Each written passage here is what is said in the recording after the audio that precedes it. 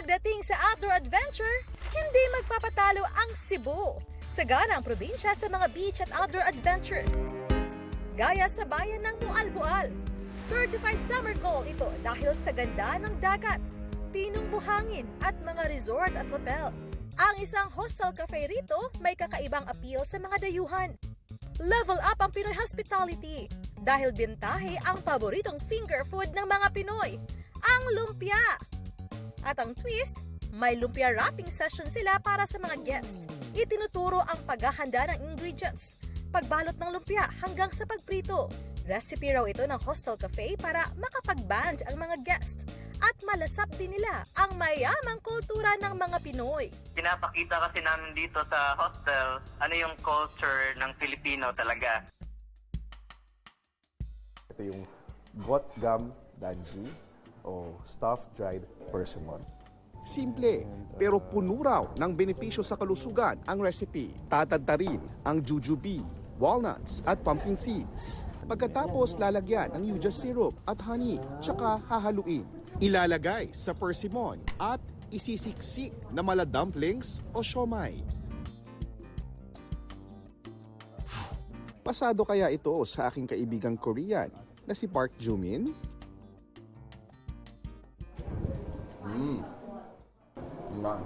Nice, really? Kung gabi ang food trip, favorite picnic spot ng Koreans ang tabi ng Han River. Perfect sa lamig ang paboritong noodles sa K-drama, ang jjajangmyeon. Pwede ring mag-hot ramyun noodles habang nanonood ng Rainbow Fountain Show sa Banpo Bridge. Ang matinding init na idinarain ng marami, biyaya para sa iba.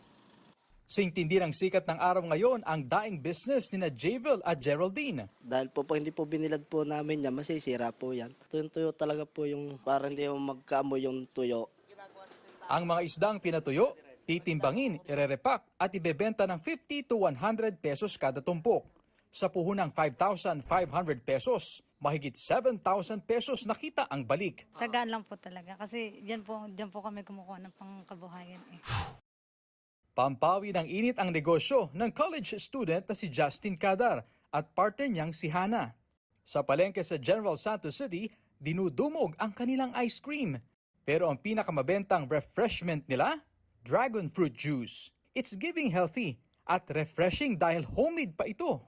Wala ni siya sagol nga magic sugar o food coloring. Pure good ta nga makaayo gid sa kalawasan. Di bababa sa 80 litro ng dragon fruit juice ang kanilang naibebenta. Makadugang siya sa mga expenses na sa balay, tapos sa pang-eskwela po niya, then sa among baby. May ibang tinatamad lumabas kapag matindi ang init. Kaya sa mga taong bahay, trending din ang pagaganchilyo o crochet. Libangan ito para sa marami. Pero sa ilang stay-at-home moms sa Pangasinan, instant kabuhayan ito. Mula sa hair accessories, keychains, stuffed toys at iba pa, kayang-kaya nilang gawin yan. At ang kita nila sa pagbebenta ng mga yan, 5,000 to 10,000 pesos kada buwan. At dahil chill lang ang crochet business, ang mamis na kinakarir ito, tila may work-life balance. Actually, very beneficial po siya sa amin bilang mga nanay, especially ngayon na ang hirap kumita, pero thankfully enough, meron kaming ganitong klaseng talent na nakakapag-provide at nakakapag-help sa mga husband namin. In its superhero era ang kambing na yan sa Negros Oriental. But wait, bakit parang baliktad? Ang ating super kambing tila nakikipagsagutan pa sa mga goat whisperer, goat rescuer na porda saklolo sa kanya. Umakyat kasi ang kambing sa puno ng nyog at hindi na makababa. Narinig daw ng may-ari na humihingi ito ng tulong habang nasa itaas ng puno. Kaya tumawag sila ng barangay na mabilis na pinuntahan ang stranded na kambing. Dahan-dahan nila itong inakyat at tinalian para maibaba mula sa puno.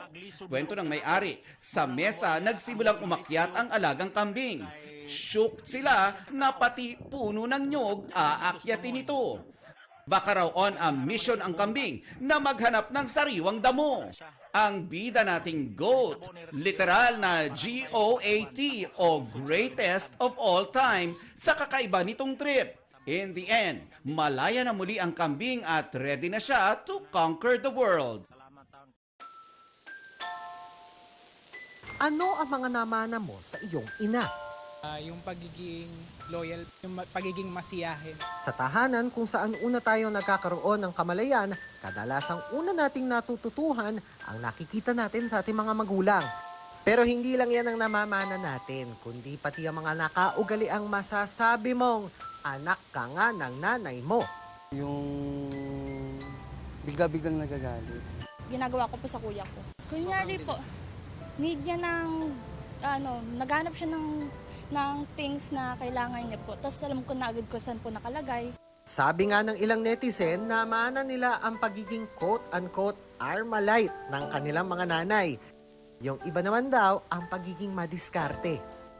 Si Erica, ang paraan daw ng panenermo ng kanyang ina ang namana.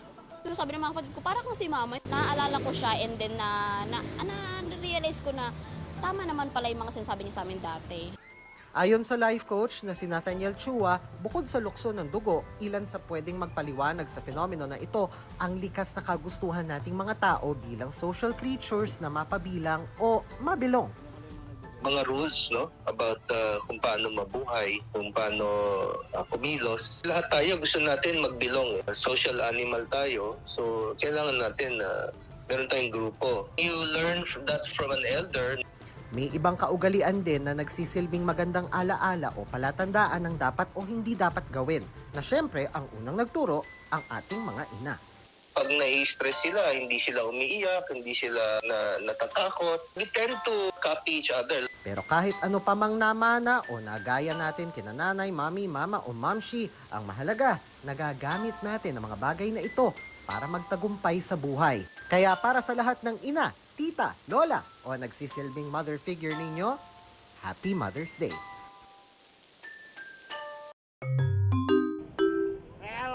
Ika nga ng mga Pinoy, asarin mo na ang lasing, huwag lang ang bagong gising.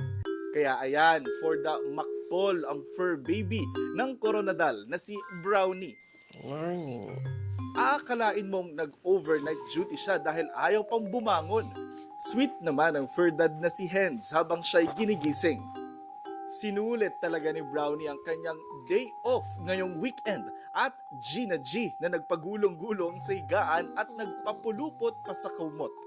Happy ending naman para sa kanya dahil ang extended sleepcation niya with matching hele pa from Fur Dad.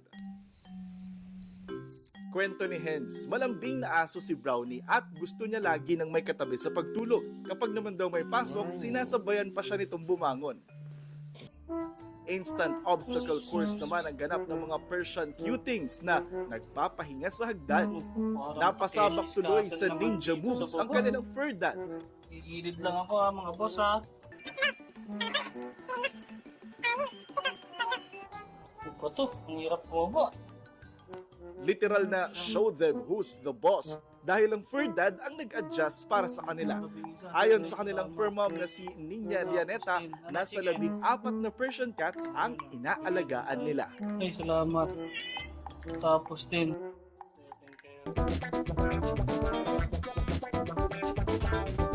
Ang cafe and restaurant na ito sa Baras Rizal, kamangha-mangha ang pagningning sa gabi. Sariwa pa ang hangin galing Laguna de Bay habang tumatawid sa Bamboo Bridge.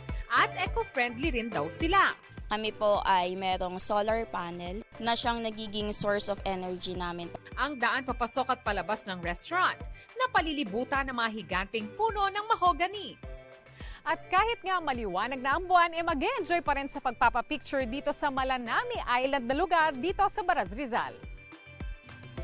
At kung mapagod ka at magutom, matakam sa menu na angat ang kulturang Rizalenyo. Tulad ng pritong dalag with balaw-balaw na binuro version ng Rizal. Ang inulang pori pinugot ay isa sa mga original dishes dito sa Baras. Hindi po kami gumagamit ng kahit na anumang MSG. Para siyang sinigang na nilagyan ng gata at may hipon. Sarap ng combination. Dessert with a twist ang turon with ice cream. Choco batirol. At kumikinang na blue ternatse juice. The food is very, very good. Nakaka-relax yung ambience, ganyan. Tapos, chill-chill lang na kwentuhan, kain, gano'n. Support local din ang isinusulong ng Pinoy Cafe na ito sa Antipolo na may stunning panoramic view. Ang bawat higop ng kape, laking tulong sa Filipino coffee farmers. We really get our coffee straight from the farmers from all over the Philippines.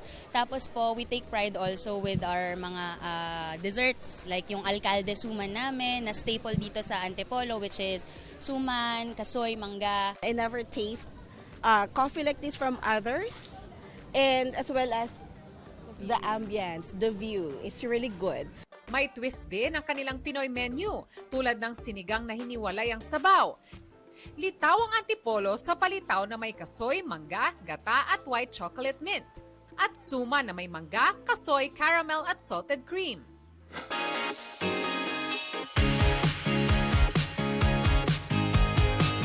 Mula sa ilang pirasong Ilocos empanada, ngayon may mobile food truck ng negosyo si Angelo. Sa negosyo raw pinili ni Angelo ilaan ang perang naipon sa halip na ipagpagawa ng bahay. Kumpara sa mga permanenteng pwesto tulad sa mga mall, mas mura ang kanilang gastos sa pagpapatakbo ng food truck. Ang binabayar lang po namin dito, ma'am, yung parking lang. Maghapon na po yun, almost 100 pesos, ma'am, per day. Yun lang po. Pag magre-rent kami, ma'am, gaya nung bazaar namin, 2.5 per day. Sa mga food carts kagaya nito, na ibababa nila ang presyo ng almost half the price kumpara sa mga mall dahil wala silang binabayarang renta. Bukod po sa convenience siya kasi malapit po sa mga dorm at school namin, yung price din po yung kinoconsider namin. Pangmasa talaga siya. Parang ang maganda doon yung part na pasok siya sa budget ng mga students. Kotse naman ang ginawang tindahan ng mobile coffee shop na ito. Niloload lang sa likod ng kotse ang mga gamit at nilalatag sa mga tambay nights na talaga namang pumatok sa masa. Menos gastos din sa renta dahil sa gilid lang ng daan o parking area ang setup nito. Dati namang tauhan sa isang takoyaki store si John hanggang sa nakapag-ipon at nagtayo ng sariling negosyo. Gamit ang motorsiklong nilagyan ng side cart na may lutuan, nilalako ni John ang takoyaki sa mga matataong lugar tulad ng mga paaralan. Naging tauhan po.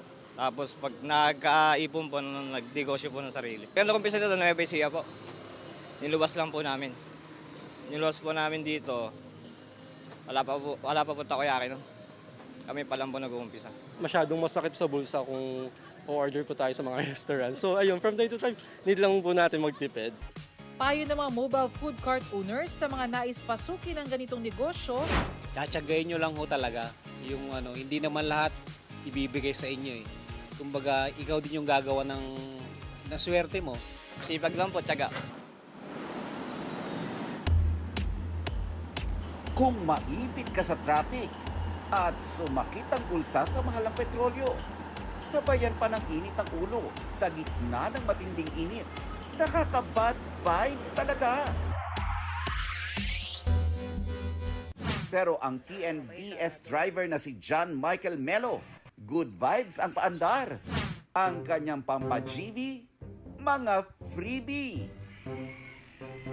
Nagugulat nga raw ang kanyang mga naisasakay at napapatanong. Ay, may tindahan ka kuya. Ay, sorry po ma'am, sir. Hindi po yung tindahan. Isa po yung freebies para sa inyo po. Yan, pasasalamat po. Yun lagi ko po sinasabi. May pa-snacks, drinks, at hindi ka maiinip sa biyahe pa dahil meron ding pa-wifi, pa-film showing, at pa-karaoke. Alam mo naman sa ating Pilipinas, traffic talaga. So parang nagkaroon ako ng idea na parang ganyan na malibang sila. Kung mahilo, may gamot din dyan. Lahat ng ito, all in at all free. Talaga ngang he went the extra mile. At ang kanyang good deed, puring-puri ng netizens. Sabi ni John Michael, ang lahat ng ito ay naging posible dahil na rin sa kanyang mga parokyano. Kamakailan lang, swerteng naibok ng inyong lingkod si Kuya Driver. Hindi ko naman po akalain.